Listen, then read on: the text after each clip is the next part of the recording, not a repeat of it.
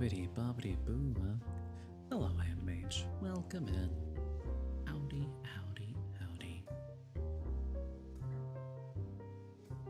Oh, I suppose it's just about that time. A little bit longer.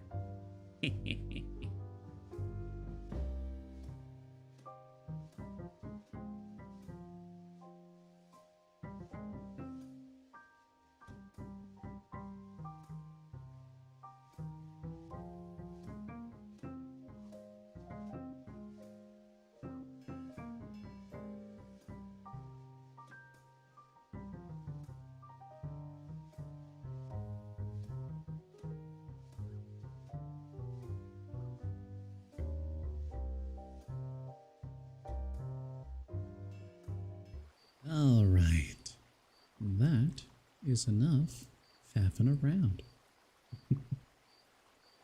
Howdy, howdy, howdy. It's me, Cassian Radley, deciding to actually do the ASMR thing once again for the first time in forever. It hasn't been that long. Well, yes, it is. It has been. Hello, Handmage. How are you doing today? You been? I didn't stream over the weekend. Oh boy, what a time. Glasses on. Gotta say, I have to level with everyone, because there's always so much I want to do. And I've been getting so very messed up lately. Don't want to value in Pokemon cards? Understandable. Mr. Meta Mage. But all of this was done in the name of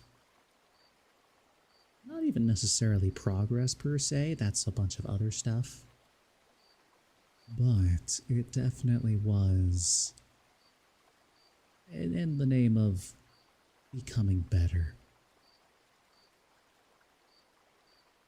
As previously mentioned before, I had put myself on 1 week of a green juice diet.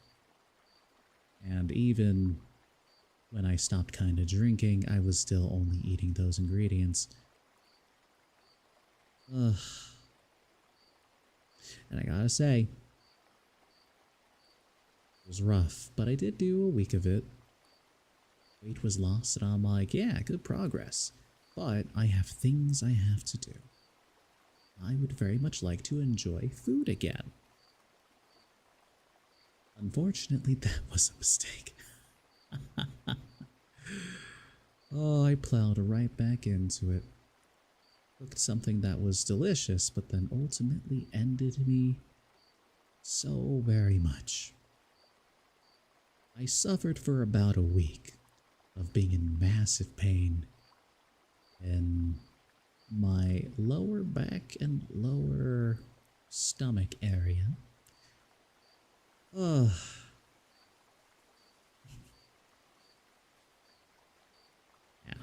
So eventually, it took a while, but I did finally take the time to go and see a doctor. Note, insurance is expensive and rough, but at least you can go and see a doctor.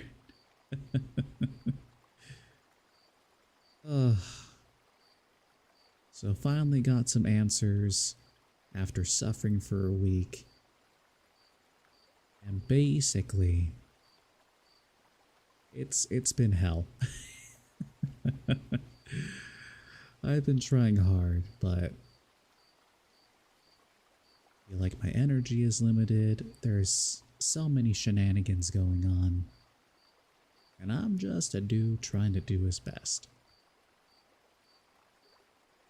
As little by little my body devastates itself, but hey,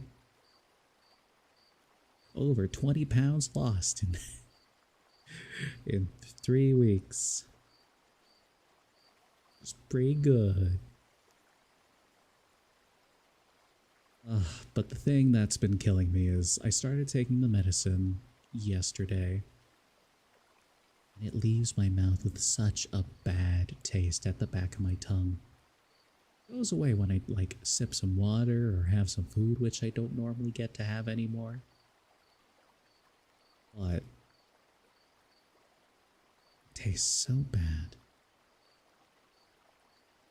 It sounds like a bit like a stick bug. Oh no, I have much more meat on the bones than a mere stick bug. Look at that hair across and be all like, damn, that dude right there.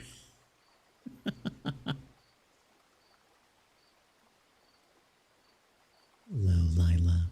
Welcome in. How you doing?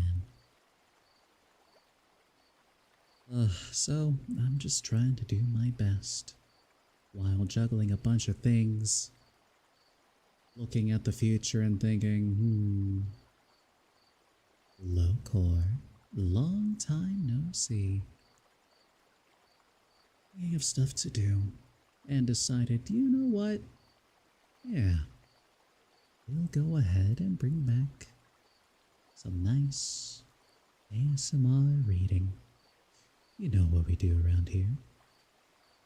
And I happened to find the perfect thing for tonight. A book specifically called Bedtime Stories for Stressed Out Adults, designed to calm your mind for a good night's sleep. That's right, Core. Shenanigans have occurred, and hopefully everyone else just decides to look away and be all like, oh, alright. Cool.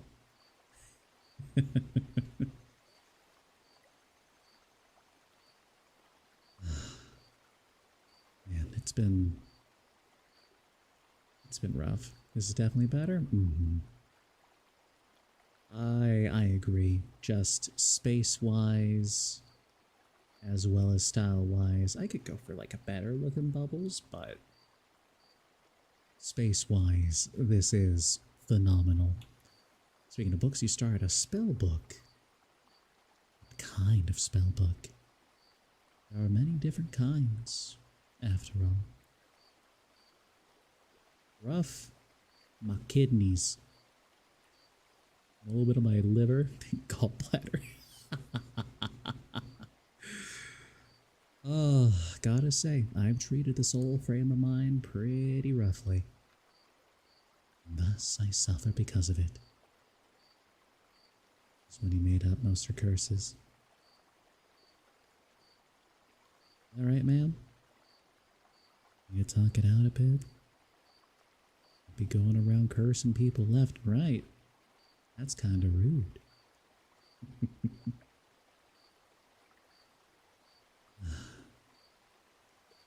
But I have fun things planned. I've been enjoying Poco P on my off time, though I still haven't progressed in story at all. I think we should finish Kingdom Hearts probably tomorrow, so we can get Kingdom Hearts 1, at least see the ending credits out of the way. Saturday, we will start Sonic Adventure 2 and probably finish Sonic Adventure 2. I would stream on Friday, but not only do I have to go to the doctor's appointment that day, but also I got roped into watching a movie. I don't know anything about it. I was told, hi Lee. Just drop in and say Konnichiwa's poppin' and hope I'm doing well. I'm not, but I'm trying. Glad to see you though, and hope you're having a good time as well. What movie, you ask? The movie is Japanglish. That's right. It's like Spanglish all the time. Is Project Hail Mary.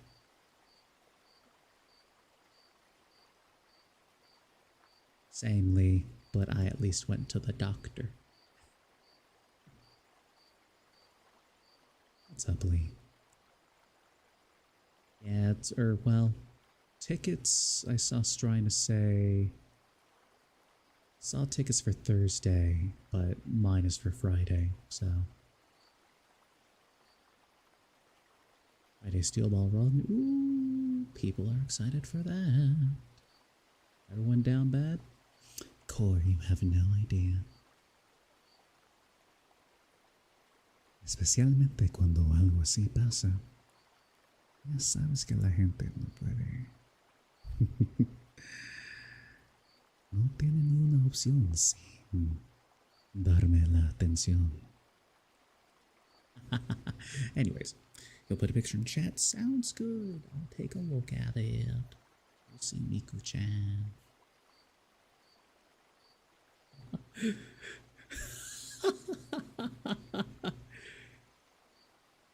Not today. Dad's not today. Ugh. Comedy gold. Spanish Cast is back. Spanish Cast never left. It is an inherent part of me that will never ever go away. Squirtle. But softly.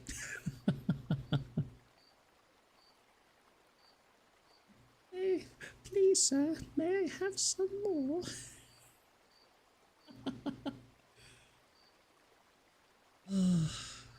Like I don't speak it that often. I suppose that is true. I do try to keep it English because it is an English demographic I serve for. But, you know, Spanish speakers pop up all the time, so with that I just had to say, hola, ¿qué tal? Y bienvenido. Y espero que disfruten lo que va a pasar esta noche.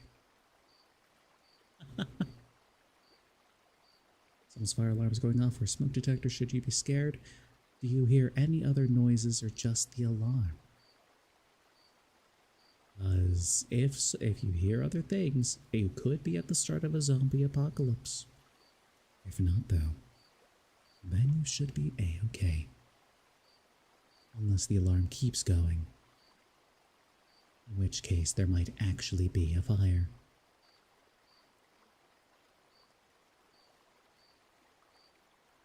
It is Resident Evil time. I still have to play Silent Hill 3.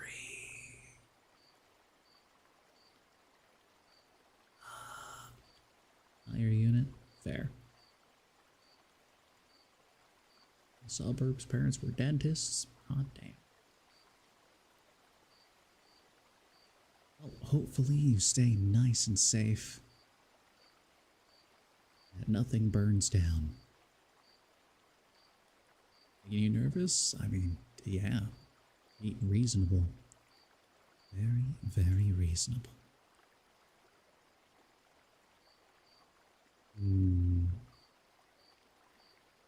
With Kingdom Hearts completing tomorrow. I do need to play more Chrono Cross. We have Silent Hill 3.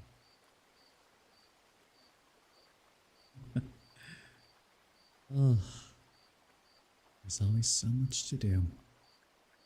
A never-ending cascade of content. Silent Hill, all right. We can start that next week. Hello, Lady Mothball. Welcome in.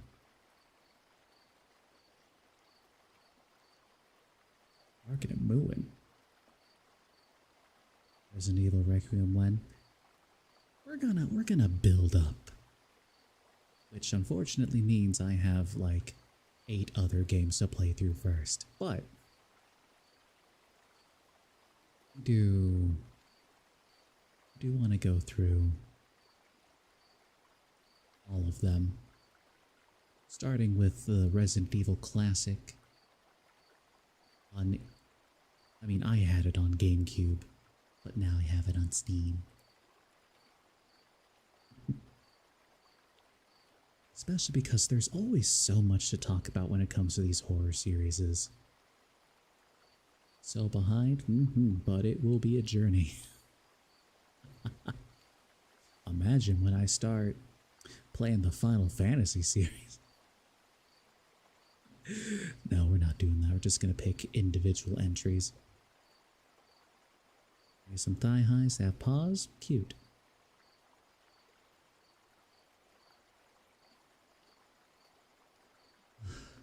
Don't I scream a lot when I play horror games?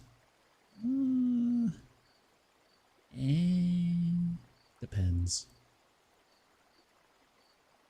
Also have thigh highs. Nice. Is it? Okay, everyone. You have your assignment for tomorrow, Thigh High Thursday. You will have to find them in some way, shape, or form. I am not obligated to do this.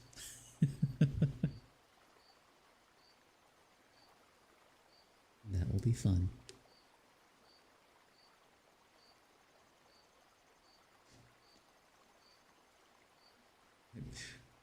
I'm going to tell you guys right now, I'm not wearing thigh highs in 90-degree weather. Absolutely not. It's too...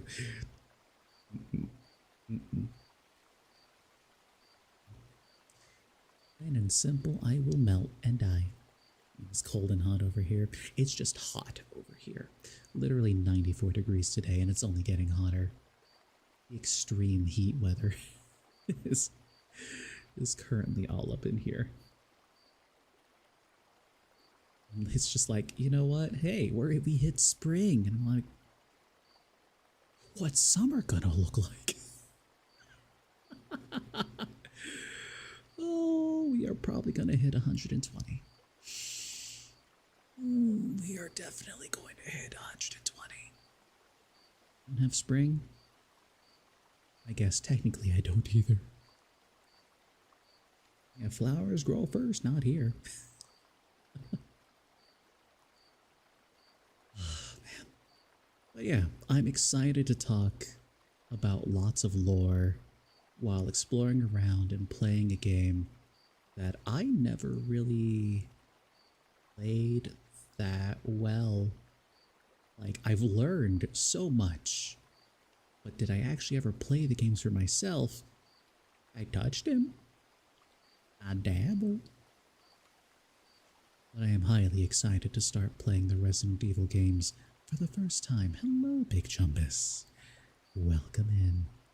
You noticed I have the glasses? That is correct, Lady Mothball. And when I start reading the book, the pipe comes out too.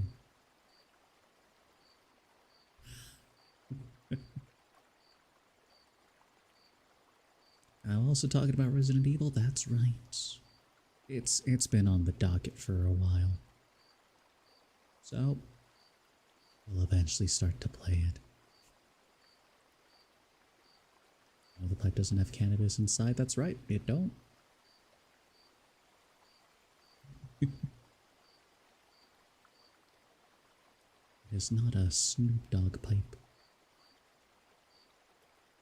We have snow, a tornado, rain, and ice in 1 week. That is rough. Oh, you have a request for the games? Yeah, I'm playing him. It's a classic bubble pipe, that's right.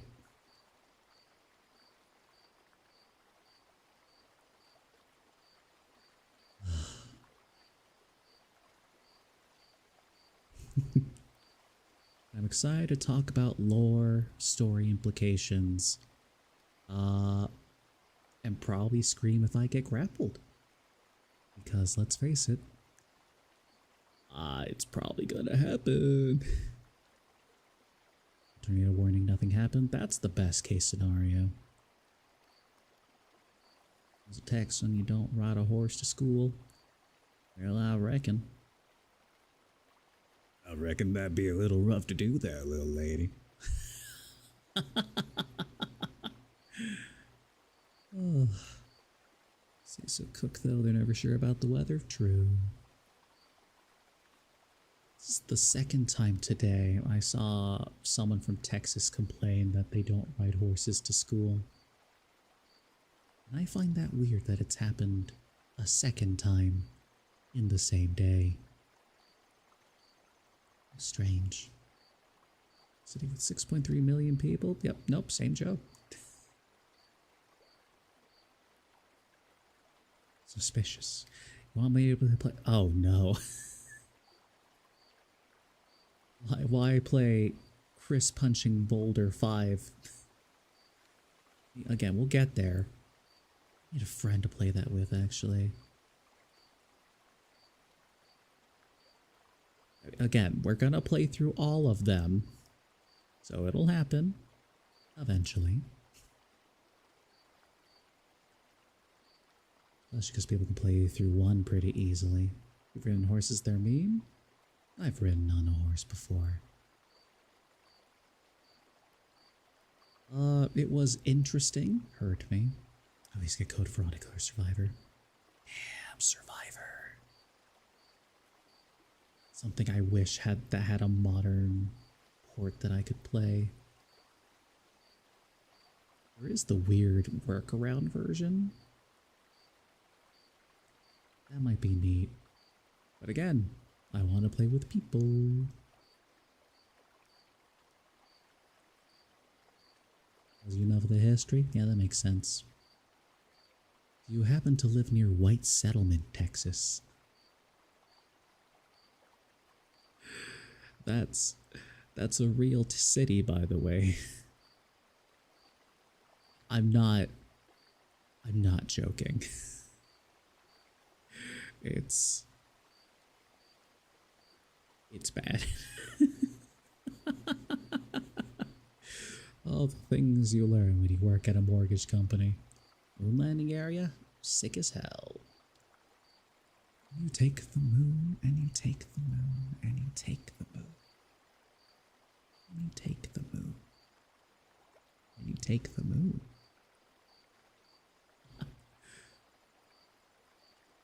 You take the sun, and you take the moon. As you take the moon, and you take the sun, take everything that seems like fun. Stir it all up, and then you're done. Rada, rada, rada, rada, rada, rada. Vacation home in Missouri in the southern part is fine. Hey. To ride a horse, you can feel like Gandalf the Grey or like a princess.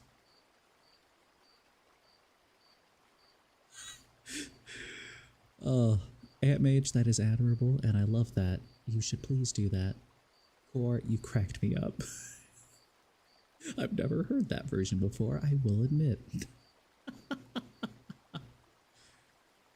Bard is full of white supremacists who marrying your sisters off. Yeah, that makes sense. I really have not.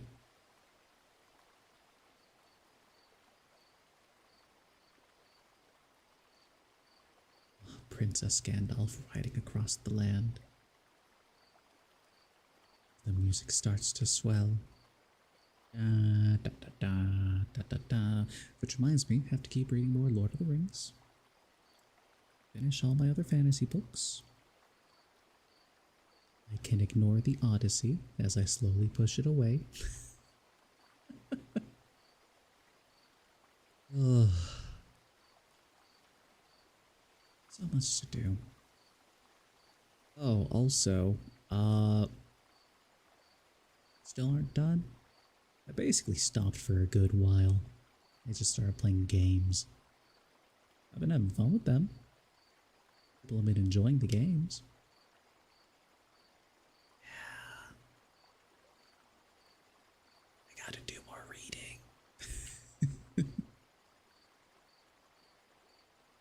There's also been a lot of absences on my part.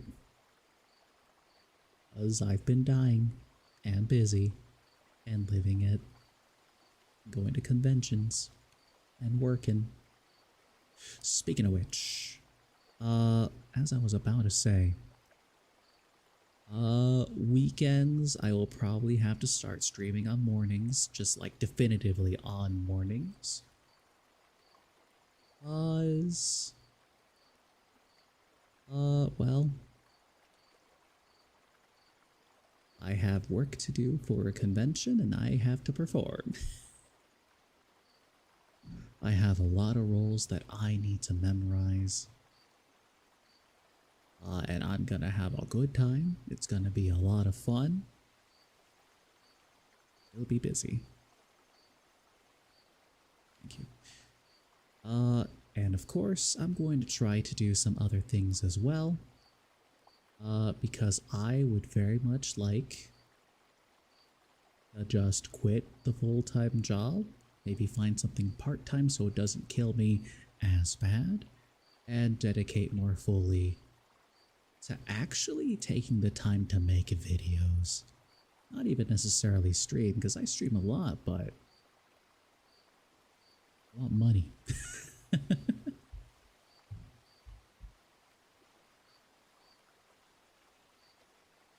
Want and need money to survive, and thus I would like to provide my services that I can do, which is, of course, make silly voices or be cool.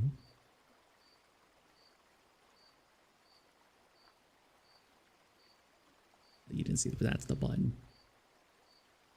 We're get a rich sugar daddy. All right, all right, all right. My work wife, who's just my best work friend, I don't know how she does it. Now, this is a mother of 4, divorced, of course, and she just randomly she's like, I'm not looking for love. My first love died, and then I had the divorce, and I'm like, I don't need to do that. Yeah, that's cool. Makes sense. So after a horrible relationship that went terribly wrong, but she's so strong. She's so cool. But after everything went wrong, she's just like, all right, yeah, I'm just not going to do anything for a while. I'm just going to enjoy it. We're going to eat food. And I'm like, hell yeah. She tells me one day, it's like, hey, I'm going to look on Facebook dating just because I'm bored. I'm like, all right. I don't think anything's ever really worked out from a dating service, but you do. And immediately gets hit with benefits from someone, and she, like, we're in the office sitting in my manager's room just making fun of this guy for just, you know, acting like one of those stereotypical assholes. It was a hook. Turns out he's not like that at all. Drives a Maserati. He's actually really well educated and respects her feelings and desires, and just wants to hang out with her more, and is a high roller at a casino. Literally dropped 10K. And so, like, he got money for Gamba. I think she did find herself a sugar daddy, and I'm like, how? How do you always do this? And sleep well, Lady Mothball. I should start the bedtime story soon, but for now, I'm enjoying story time. Did you hear the jackpot from being bored? I know, but that's her luck all the time. All the time. She goes to a little casino every now and then, has her free play, has her specific numbers, wins. The only problem is that she never really gets to keep the winnings because lots of bills. But hey, it's a good way to cut on the bills. She is wonderful though, and very supportive of me, and just of the things that I want to do. Sees my potential as a voice actor. We're both nerds. We love to eat food. It's great. So what I'm saying is I need a sugar mommy or daddy, whatever floats my boat. Yeah. Honestly, if we could bring back like a patron That'd be cool. Very nice lady. She's the best. Sometimes super crazy, but she's great with me. 'Cause I'm cool.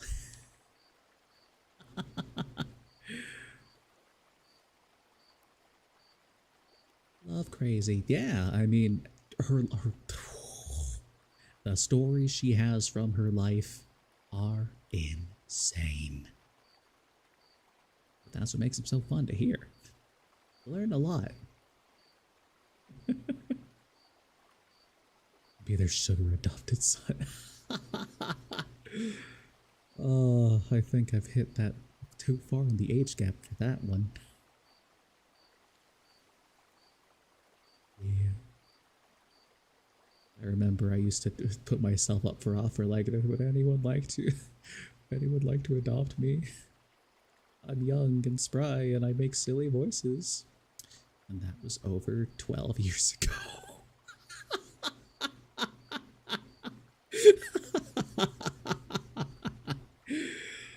Oh, I've been streaming for over 12 years.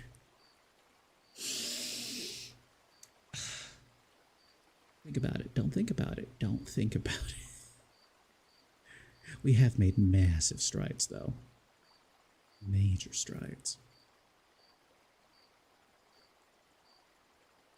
You don't need to know what I've been doing before Cassie and Radley. Hey. I want to try voice acting, but you've been told your voice is not very pleasant, unlike mine. At Mage, when it comes to that, your voice type itself does not matter, because there is a voice that can be used for anything.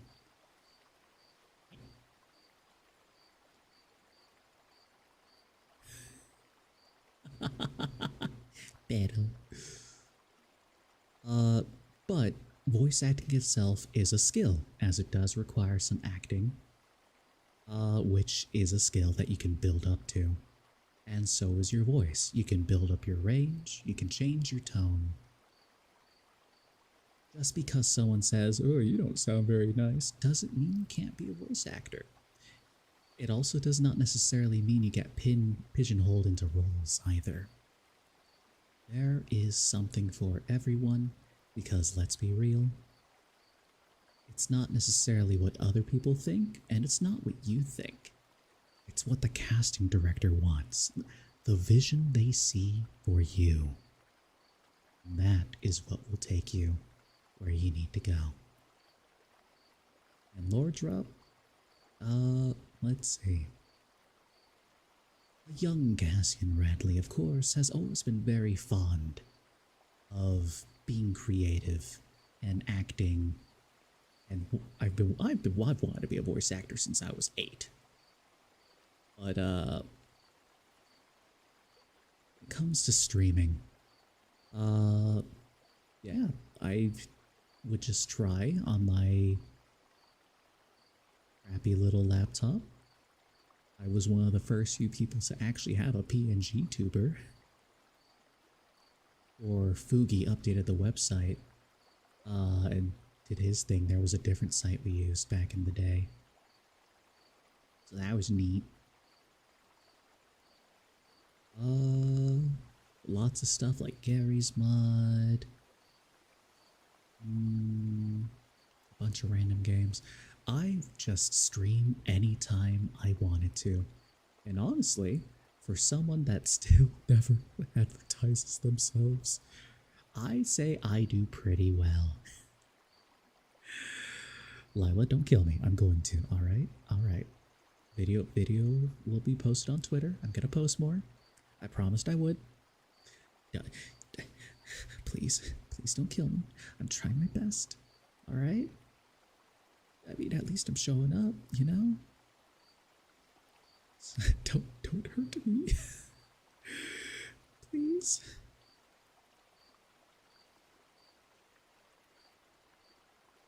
Anyways. Is that a chancla? I've had those thrown at me before. A very dangerous weapon.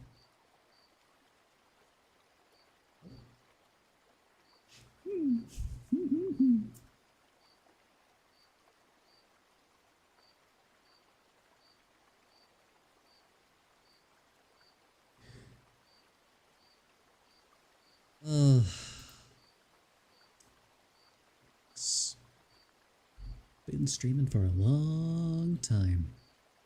And then this happened. And now I'm here.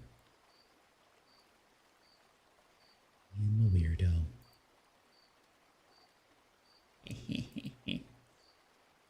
So hey, who wants to have a good night's sleep tonight?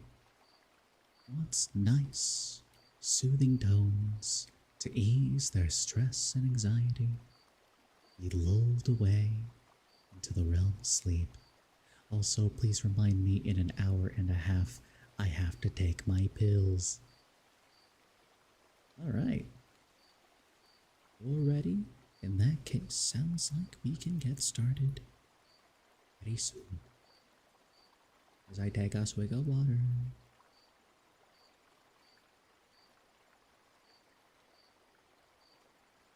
Jesus Christ, stuff to sleep like you usually do. Not today. Not today.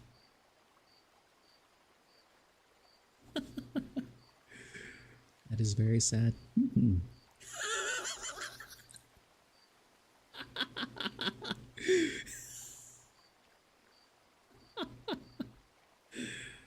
Oh.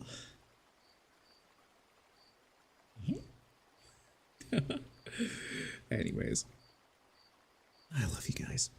You're wonderful, and I'm glad to have you all in my life. It really does keep me going.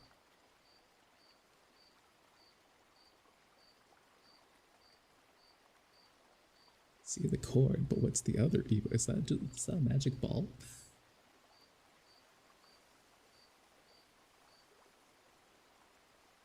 Is indeed a ball.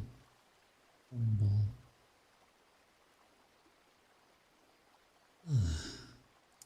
So once again, I do have this book called Bedtime Stories for Stressed Out Adults, designed to calm your mind for a good night's sleep.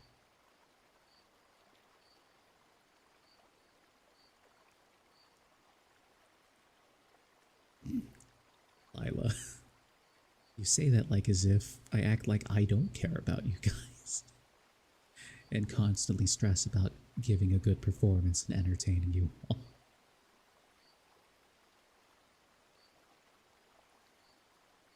We don't have to talk about that, Core. That never happened. Just wait a few seconds and wait for it. It's not disappearing. There it is. What kiss clip? There is no kiss clip. It's not real. Didn't happen. Okay, we're gonna start reading now. So once again, we have a collection.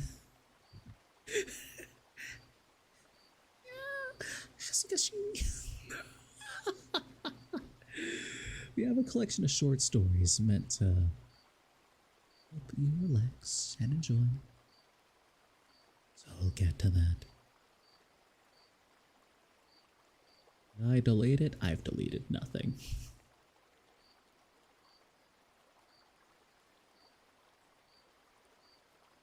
I delete nothing and hold records of everything. Because you never know when you'll need them. And some might say that is a hoarder's mentality. And I will say,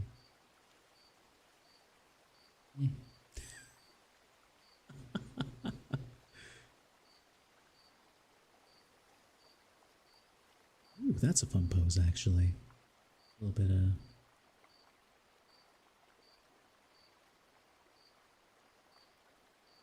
this.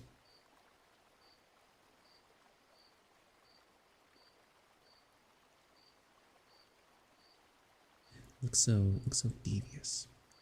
All knows. I was more pointing at the glasses covering my eye completely. It's just like, You know when the evil person pushes up their lenses? And then the laugh begins as they go.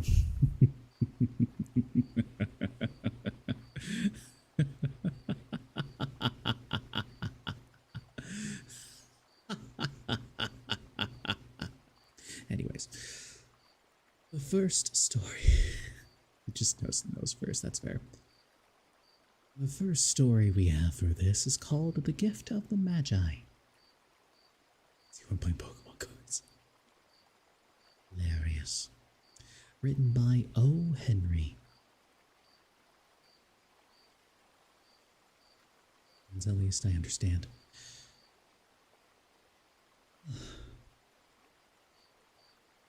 $1.87. That was all. And 67 cents of it was in pennies.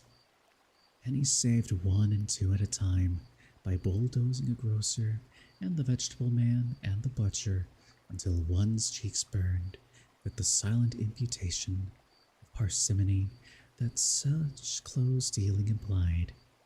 3 times Della counted it. $1.87. The next day would be Christmas.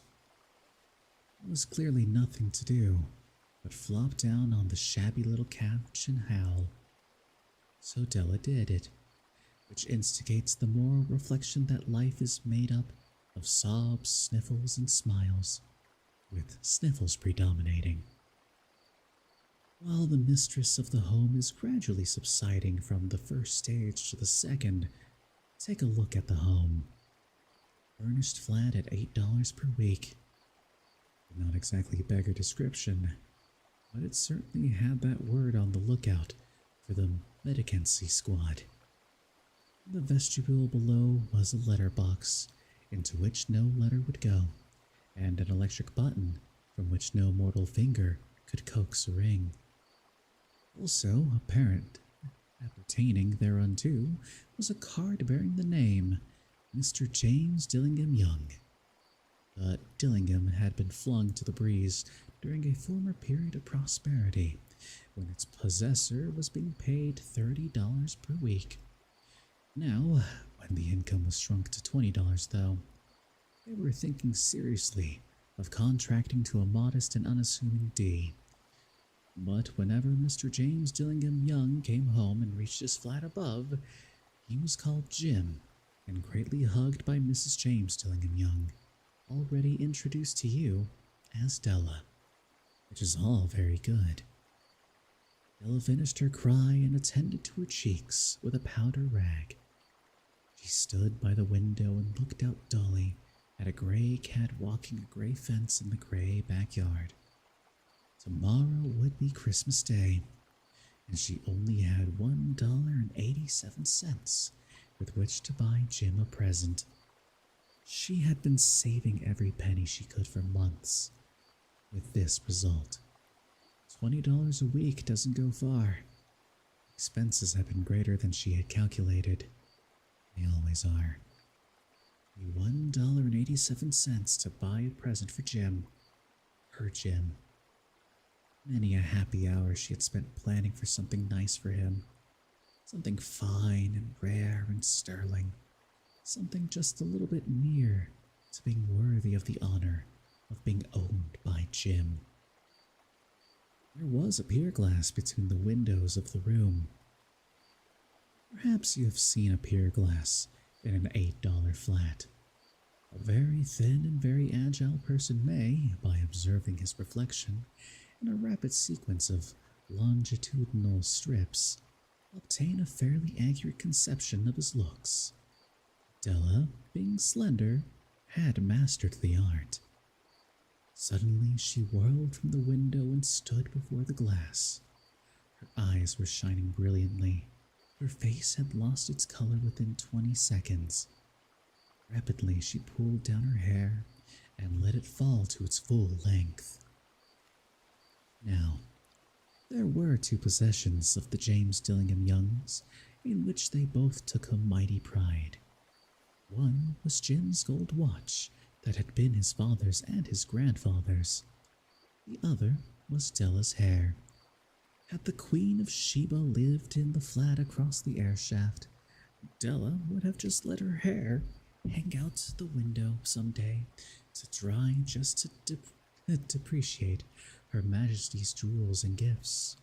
Had King Solomon been the janitor, with all his treasures piled up in the basement, Jim would have pulled out his watch every time he passed, just to see him pluck at his beard from envy.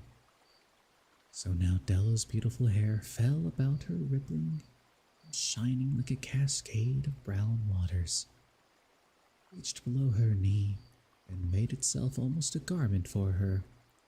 And then she did it up again nervously and quickly. Once she faltered for a minute and stood still while a tear or two splashed on the warm red carpet. On went her old brown jacket, on went her old brown hat, a whirl of skirts, and with a brilliant sparkle still in her eyes, she fluttered out the door and down the stairs to the street. Where she had stopped, the sign read, MME Sofroni, hair goods of all kinds.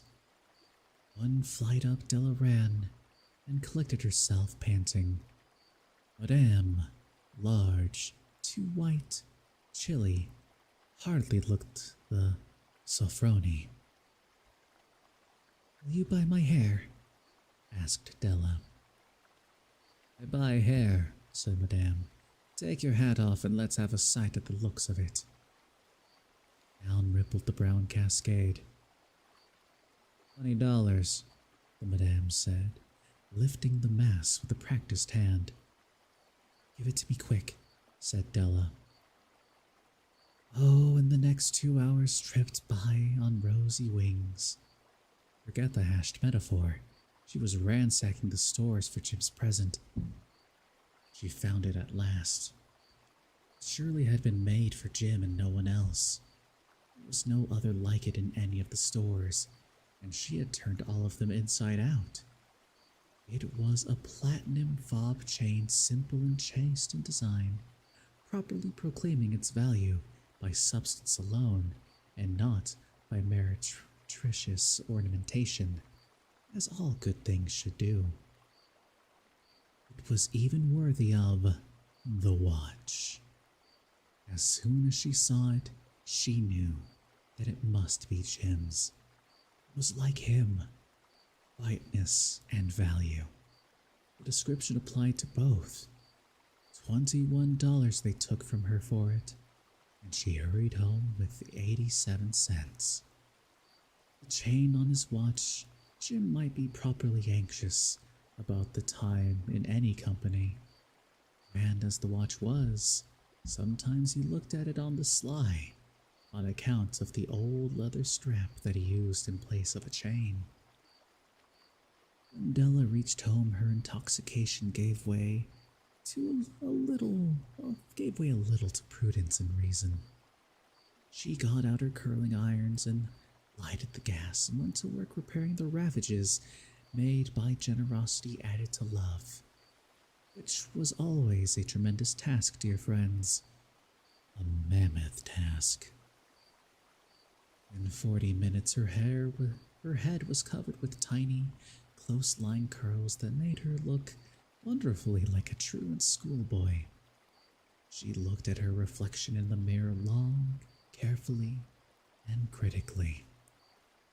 If Jim doesn't kill me, she said to herself, before he takes a second look at me, he'll say I look like a Coney Island chorus girl. What could I do? Oh, what could I do with $1.87? At 7 o'clock, the coffee was made, and the frying pan was back on the stove, hot and ready to cook the chops. Jim was never late. Ella doubled the fob chain in her hand and sat on the corner of the table near the door that he always entered. Then she heard his step on the stairway down on the first flight, and she turned white for just a moment. She had a habit of saying a little silent prayer about the simplest everyday things. And now she whispered, "Please, God, make him think I'm still pretty." The door opened, and Jim stepped in and closed it. He looked thin and very serious. Poor fellow, he was only 22. To be burdened with a family, he needed a new overcoat, and he was without gloves. Jim stopped inside the door, as immovable as a setter at the scent of a quail. His eyes were fixed upon Della, and there was an expression in them that she could not read, and it terrified her. It was not anger, nor surprise, nor disapproval, nor horror, nor any of the sentiments that she had been prepared for. He simply stared at her fixedly, with that peculiar expression on his face. Ella wriggled off the table and went for him. "Jim, darling," she cried, "don't look at me that way. I had my hair cut off and sold because I couldn't have lived through Christmas without giving you a present. It'll grow out again. Won't mind, will you? I just had to do it. My hair grows awfully fast. Say, Merry Christmas, Jim, and let's be happy. You don't know what a beautiful, nice gift I've got for you." "You've cut off your hair?" asked Jim, laboriously, as if he had not arrived to that patent fact, yet even after the hardest mental labor. "Cut it off and sold it," said Della. "Don't you like me just as well, anyhow? I'm me without my hair, ain't I?" Jim looked about the room curiously. "You say your hair is gone," he said with an air of almost idiocy. "You needn't look for it," said Della. "It's sold, I tell you. Sold and gone, too. It's Christmas Eve, boy.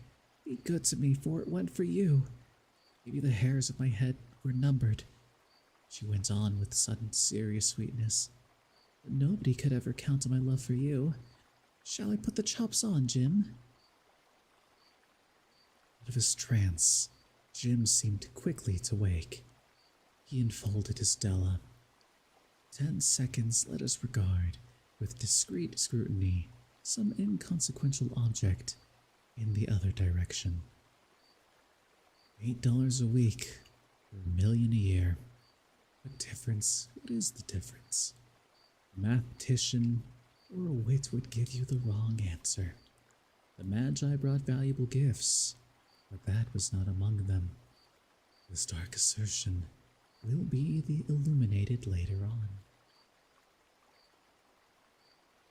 Shadowing is a literary device. Jim drew a package from his overcoat pocket and threw it upon the table. "Don't make any mistake, Del," he said, "about me. I don't think there's anything in the way of a haircut or a shave or shampoo that could make me like my girl any less. But if you'll unwrap that package, you may see why you had me going for a while at first." White fingers and nimble toward the string and paper. And then an ecstatic scream of joy. And then, alas, feminine change to hysterical tears and wails, necessitating the immediate employment of all the comforting powers of the Lord of the Flat. For there lay the combs, the set of combs side and back that Della had worshipped long in a Broadway window. Beautiful combs, pure turquoise shell with jeweled rims, just the shade to wear in the beautiful vanished hair. They were expensive combs, she knew, and her heart had simply craved and yearned over them without the least hope of possession. And now, they were hers. The tresses that should have adorned the coveted adornments were gone. She hugged them to her bosom and at length she was able to look up with dim eyes and smile and say, "The hair grows so fast, Jim." And then Della leaped up like a little singed cat and cried, "Oh, oh." Jim had not yet seen his beautiful present. She held it out to him eagerly upon her open palm. The dull, precious metal seemed to flash with the reflection of her bright and ardent spirit. "Isn't it dandy, Jim? I hunted all over town to find it. We'll have to look at the time 100 times a day now. Give me your watch. I want to see how it looks on it." Instead of obeying, Jim tumbled down on the couch and put his hands under the back of his head and smiled. "Dell," said he, "let's put our Christmas presents away and keep 'em a while. They're too nice to use just at present. I sold the watch to get the money to buy your combs. And now suppose you put the chops on." Magi, as you know, were wise men, wonderfully wise men, who brought gifts to the babe in the manger. They invented the art of giving Christmas presents. Being wise, their gifts were no doubt wise ones, possibly bearing the privilege of exchange in case of duplication. And here I have lamely related to you the uneventful chronicle of two foolish children in a flat who most unwisely sacrificed for each other the greatest treasures of their house. But in a last word to the wise, these days let it be said that of all who give gifts, these two were the wisest. Of all who give and receive gifts, such as they are wisest. Everywhere they are wisest. They are the Magi. That's a classic story. Often seen done on shows, movies, books like these. I wonder if that's the original. Surely it must. I remember reading it back in middle school. Yes, middle school.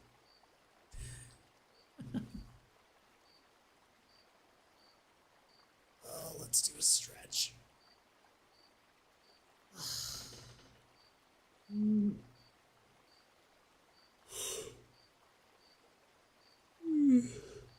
I have such a bad taste in my mouth, guys. I think that is the worst part. Is that I have to start eating food again. But the food that I can eat literally has no sodium. I have chicken cooked in water. I have vegetables like carrots and celery and asparagus, but no salt, no sweetness, no sugar. Maybe I can have an apple.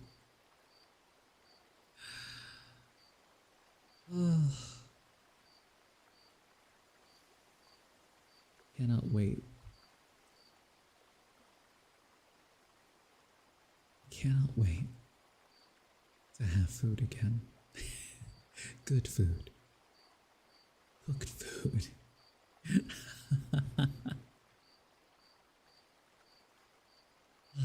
For now, just water, electrolytes, medicine, and unsalted stuff. Which is good because the sodium would very much mess me up. It was bad.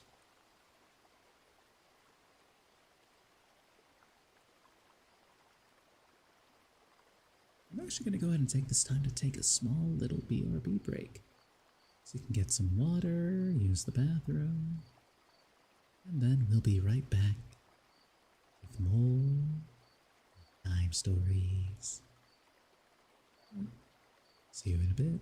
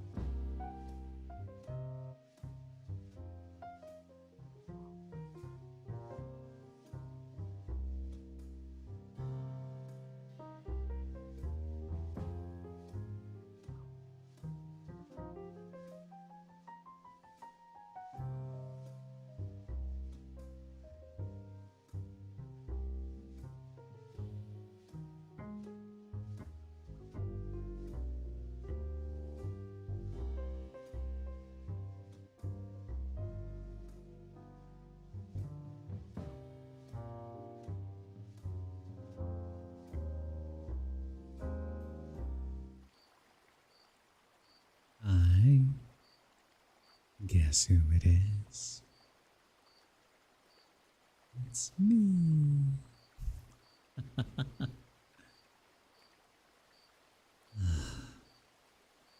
Boogeyman.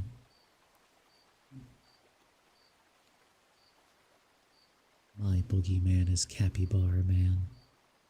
Truly one of the most disturbing things I have seen. Minus Big Byron. The trauma that I have suffered that only Frank will understand and perpetrate.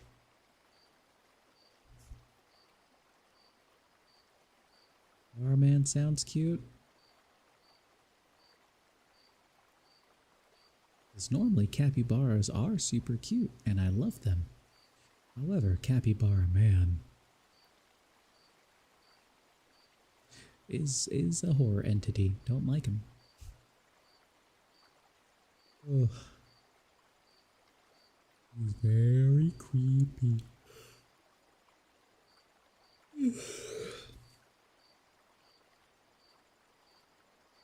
So tired. Frank would ruin something so sweet. Biggest rodents in the world? Yeah. I do love capybaras. They are super cute and friendly. To think they were cute, not now anymore? They're not. They're the chillest creatures of all time. They ride on the backs of crocodiles and alligators and just hang out. They're super sweet. They love to eat fruit. Got some big old teeth. They're featured prominently in new early access released game Everwind, which is Minecraft but with airships. They feature heavily in Peak if you go up the mountain. There is a video game.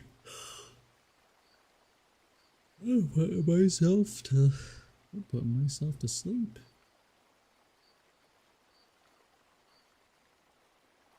Extremely powerful capybaras. A 4-player co-op Vampire Survivors-esque game, but you play as capybaras. Probably don't do anything. They're just interesting about them that they're just chill. Ant Mage, does something need to stay interesting for you to always enjoy it? Are you someone that enjoys always being on the move? Because sometimes it can feel that way, that it's like, yeah, you always want the hip new thing. You want the excitement, the action. But where we truly can ground ourselves is in the unchanging, the firm foundation of a capybara. They will always be there for you. These small little coconut dogs will always be ready to ask you for some head pats and nuzzles. They'll always be down to hang out with you in the hot tub with some oranges. It is within the small things in life you can count on. We find ourselves truly, truly happy.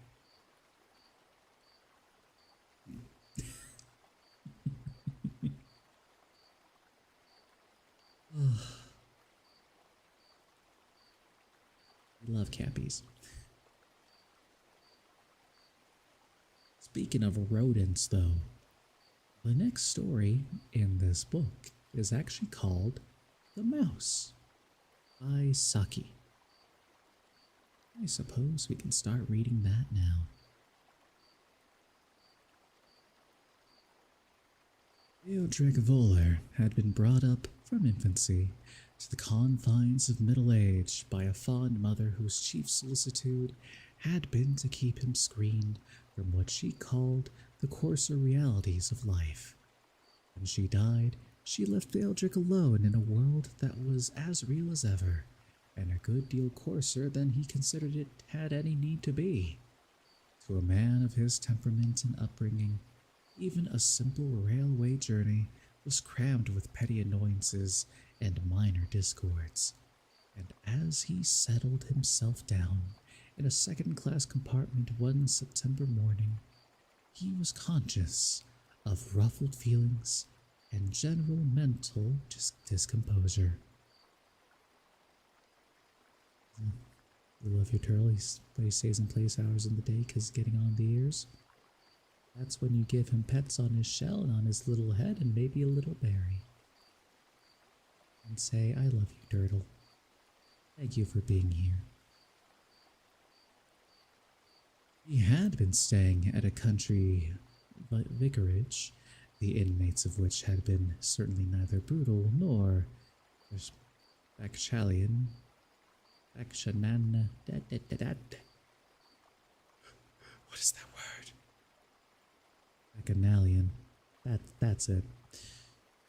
But their supervision of the domestic establishment had been that of that lax order which invites disaster. Not Barry, he's a killer? Alright, fair. The pony carriage that was to take him to the station had never been properly ordered, and when the moment for his departure drew near, the handyman who should have produced the required article was nowhere to be found. In his emergency, Theodric, to his mute but very intense disgust, found himself obliged to collaborate with the vicar's daughter in the task of harnessing the pony, which necessitated groping about in an ill-lighted outbuilding called a stable, and smelling very much like one, except in patches where it smelled of mice. Without being actually afraid of mice, Theodric classified them among the coarser incidents of life, and considered that Providence, with a little exercise of moral courage, might long ago have recognized that they were not indispensable and have withdrawn them from circulation. As the train glided out of the station, Theodric's nervous imagination accused himself of exhaling a weak odor of stable yard, and possibly of displaying a moldy straw or two on his unusually well-brushed garments. Fortunately, the only other occupation of his compartment, a lady of about the same age as herself, seemed inclined to slumber rather than scrutiny. The train was not due to stop till the terminus was reached, in about an hour's time, and the carriage was of the old-fashioned sort that held no communication with the corridor. Therefore, no further traveling companions were likely to intrude on Theodric's semi-privacy. And yet, the train had scarcely attained its normal speed before he became reluctantly but vividly aware that he was not alone with the slumbering lady. He was not even alone in his own clothes. A warm, creeping movement over his flesh betrayed the unwelcome and highly resented presence, unseen but poignant, of a strayed mouse that had evidently dashed into its present retreat during the episode of the pony harnessing. Furtive stamps and shakes and wildly directed pinches failed to dislodge the intruder, whose motto, indeed, seemed to be Excelsior, and the lawful occupant of the clothes lay back against the cushions and endeavored rapidly to evolve some means for putting an end to this dual ownership. It was unthinkable that he should continue for the space of a whole hour in the horrible position of a Rotan house for vagrant mice. Already his imagination had at least doubled the numbers of the alien invasion. On the other hand, nothing less drastic than partial disrobing would ease him of his tormentor, and to undress in the presence of a lady, even for so laudable a purpose, was an idea that made his ear tips tingle in the blush of abject shame. He had never been able to bring himself even to the mild exposure of open-work socks in the presence of the fair sex. Just like me with my shoulder. And yet, the lady in this case was to all appearances soundly and securely asleep. The mouse, on the other hand, seemed to be trying to crowd a wanderyar into a few strenuous minutes. If there is any truth in the theory of transmigration, this particular mouse must certainly have been in a former state of a member of the Alpine Club. Sometimes in its eagerness it lost its footing and slipped for half an inch or so, and then, in fright, or probably more temper, it bit. Theodric was goaded into the most audacious undertaking of his life, crimsoning to the hue of a beetroot and keeping an agonized watch on his slumbering fellow traveler. He swiftly and noiselessly secured the ends of his railway rug to the racks on either side of the carriage, so that a substantial curtain hung athwart the compartment. In the narrow dressing room that he had thus improvised, he proceeded with violent haste to extricate himself partially and the mouse entirely from the surrounding casings of tweed and half wool.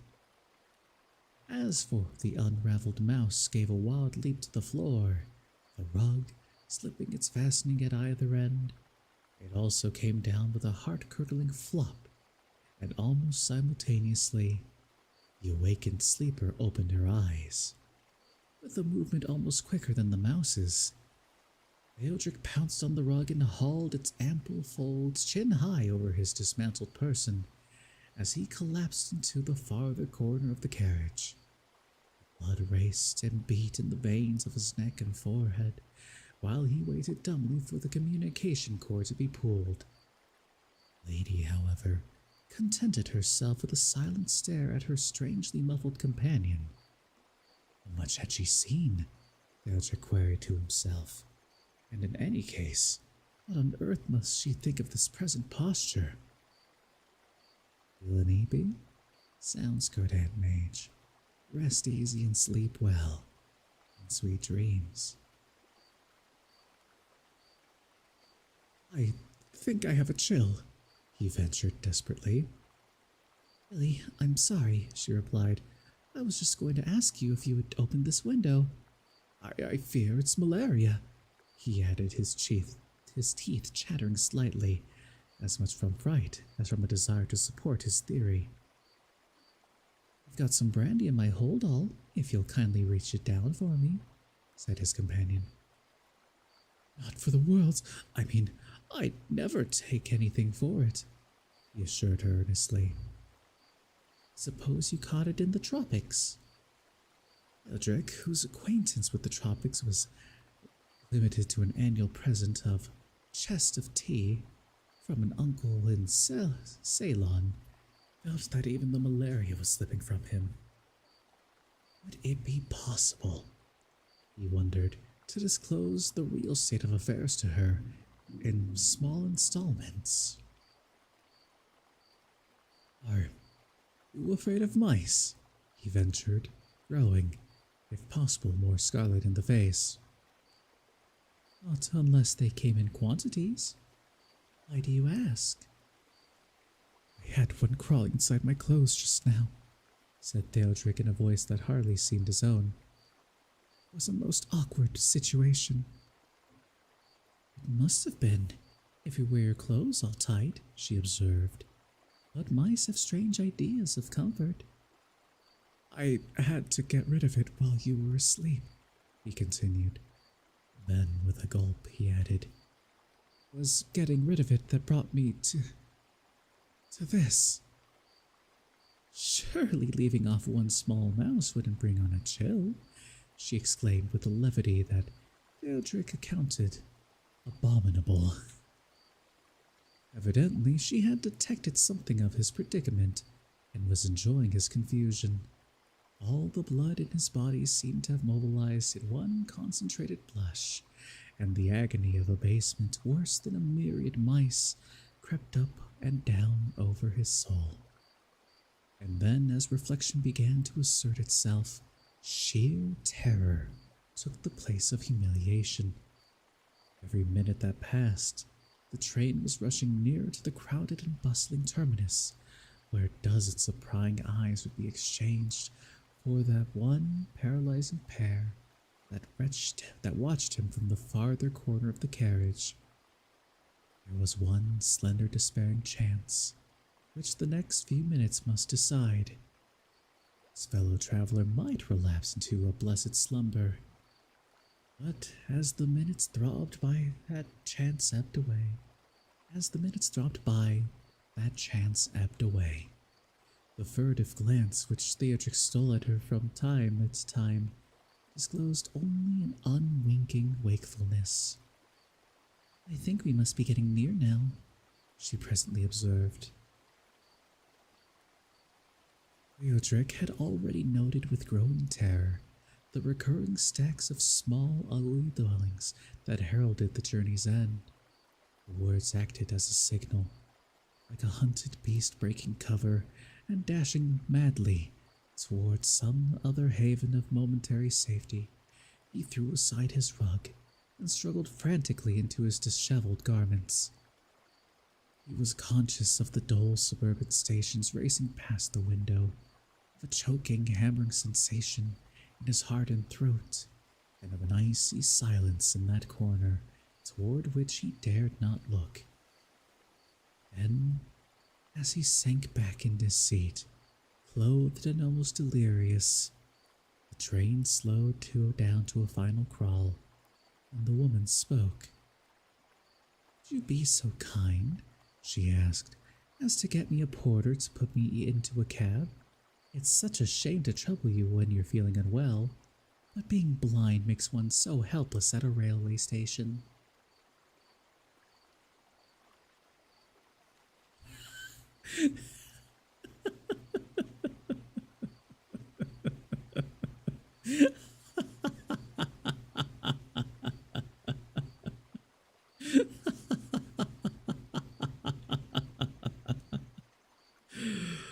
Oh, what a punchline. Ba-da-ba-ba-da-ba-ba.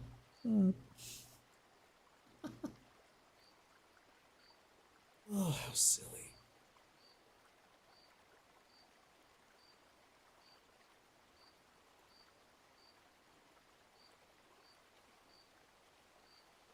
It's a fun story. Let's see. How long is this next one? It's a little long. I can't believe that in my attempts to have you all relax and fall asleep, I am also instead putting myself to sleep too.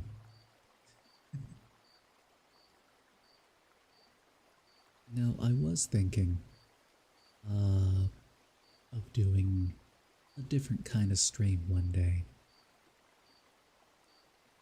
Namely, it'd be cozy and chill, just sort of hanging out. Probably in VR chat or something. You know, we basically have a sleepover together. And then I fall asleep. And hopefully someone else can turn off the stream for me before I snore. I was thinking that might be fun. Maybe someday. I have to plan it out. With Frank as well.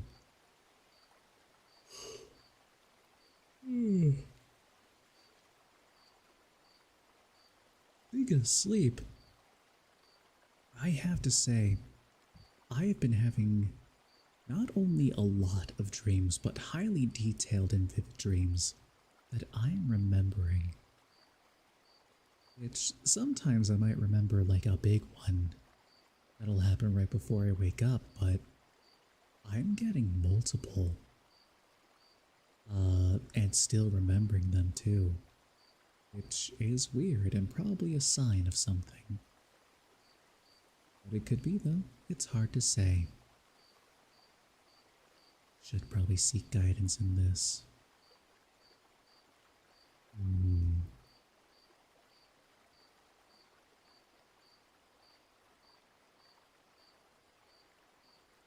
I think though, I may decide to get some sleep myself. It is almost time for the medicine after all. So that'll be nice. I think what we'll go ahead and do is call it kinda early tonight, read more stories later, and yeah, remember, Kingdom Hearts is finished tomorrow, and we'll of course enjoy Sonic Adventure 2 over the weekend, in the morning, and I do mean the morning. We'll have fun from there. For now though, good night everybody. I hope you all rest well, sleep soundly, and of course, have sweet, sweet dreams. Night.